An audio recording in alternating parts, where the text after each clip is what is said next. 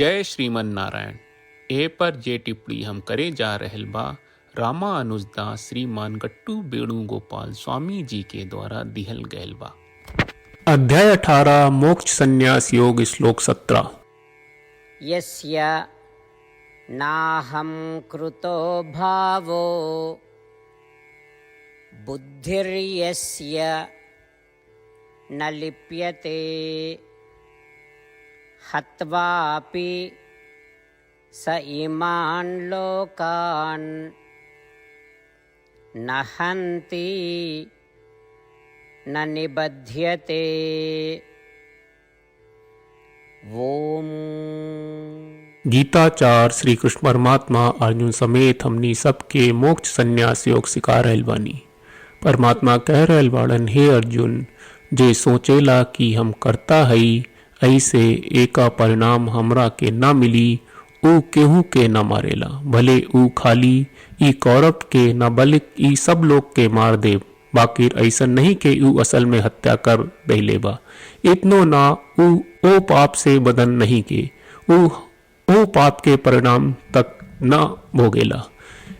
ई कह के श्री कृष्ण परमात्मा हमनी के सिखावत बाड़न कि हमनी के आपन कर्म से बदल ना रहे के चाहिए। हमनी के ई सोचे के चाहिए कि कर्ता परमात्मा हवे। हमनी के ई सोचे के चाहिए कि हमनी के कर्ता ना आई और हमनी के आपन कर्म के परिणाम ना मिली। ऐसे ये स्मरण राखत कि प्रत्येक कर्म के मूल कारण श्री कृष्ण परमात्मा द्वारा बताए गए 5 कारक है। ई समझे के चाहिए कि प्रत्येक कर्म के मूल कारक श्रीमन नारायण है। प्रत्येक कर्म के इस प्रकार करे के चाहिए कि श्रीमन नारायण प्रसन्न हुई।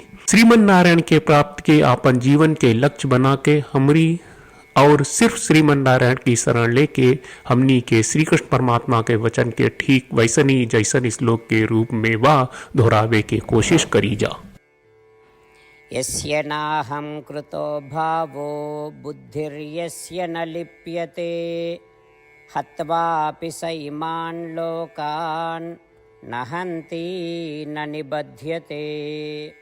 श्रीमद् भगवत गीता का पूरा सार श्री कृष्ण परमात्मा ने अध्याय 18वें के श्लोक 65 से 70 में 8 काम करे खातिर दिले बाड़े। श्री कृष्ण कहले, हम ओ लोगन से प्रेम करनी जो लोग इन 8 बातन के मान तारे। हम ओ भक्तन के हर तरह से रक्षा करब। श्री कृष्ण परमात्मा के द्वारा बोलल गईल संपूर्ण भगवत गीता सुनला के बाद अर्जुन कहले, करिष्ये वचनम त्वा, जेके मतलब बा कृष्ण मैं उही करब जौन आप कही। यही कारण बा श्री कृष्ण अर्जुन के हर तरह के सफलता आ विजय प्रदान करेले। आई परमात्मा के आपन व्रत देई कि हमनी के ये 8 गौ कर्म के पालन करी जा। ई वचन परमात्मा के देवे से बड़न कौनो पूजा तपस्या यज्ञ नहीं। हम 8 प्रण कहब जौन हमनी के करे के चाहिए। आप सब कृपया इन्हन के आपन दिमाग और दिल में सोची। श्री कृष्ण के आपन वचन देवे के ई तरीका में हमनी सबकी कल्पना करे के चाहिए कि श्री कृष्ण का चेहरा खुशी से चमकत बा और खुशी के एहसास करत बा। जय श्रीमन नारायण। यहाँ हमनी के 8 वादा बा। हमनी के पहला वादा, हे श्रीमन नारायण, आपका निर्देश के मुताबिक हम हमेशा तोहार ध्यान करब और तोहार बारे में सोचब। हमनी के दूसर वादा, हे श्रीमन नारायण, आपका सलाह का अनुसार हम हमेशा आपका भक्त रहब। हमनी के तीसर वादा, हे श्रीमन नारायण, हम आपन सब काम तोहरा सेवा के रूप में और तोहरा संतुष्टि खातिर करब। हमनी के चौथा वादा, हे श्रीमन नारायण, जैस की आप माने के कहले रहलू, हमरा बहुत विश्वास बा कि हम आपके होई और हम हमेशा आपन दोनों हाथ जोड़ के आपके नमस्कार करब और आपकी पूजा करब। हमनी के 5वां वादा, हे श्रीमन नारायण, हमरा के तोरा बात माम एकम शरणम ब्रज 1866 याद कहले, जहाँ आप हमरा के आपन का अर्पित करे का कहा। श्रीमन नारायण, मैं हमेशा तोहरे शरण में रहब। हमनी के 6वां वादा, हे श्रीमन नारायण, हमरा के तोहरा बात माँ सुचहा 1866 याद कहले कि आप हमनी के शोक ना करे का आश्वासन दे रहे बड़े, हम अब और शोक ना करब। हमनी के 7वां वादा, हे श्रीमन नारायण, आपने हमरा खातिर श्रीमद् भगवत गीता के वितरण करके हम सब के कृपा कहले और आशीर्वाद दहले बा। हम वादा करत बानी कि रोजाना कम से कम एक श्लोक पढ़ब या सुनब। हमनी के 8वां वादा। हे श्रीमन नारायण, आप गीता के पूरा मानवता तक ले गयलू। हम गीता में आपके दिव्य वचन के उन भक्तन तक पहुँचावे के प्रयास करब जे गीता से अपरिचित बा। हे श्रीमन नारायण, हम उई करब जौन तू करे का कहब। हम ऐसन व्यवहार करब जैसन आप चाहत बानी और हम खाली आपका खातिर काम करब।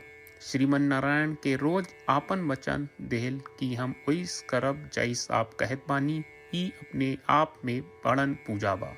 श्रीमन नारायण, करशे वचनम त्वा। श्रीमन नारायण, हम तोरे निर्देश के मुताबिक काम करब। सर्वम श्री कृष्ण अर्पणम अस्तु। जय श्रीमन नारायण। यस्य नाहं कृतो भावो बुद्धिर्यस्य न लिप्यते हत्वापि स इमान् लोकान् न हन्ति न निबध्यते। ॐ यस्य नाहं कृतो भावो बुद्धिर्यस्य न लिप्यते हत्वापि स इमान् लोकान् न हन्ति न निबध्यते।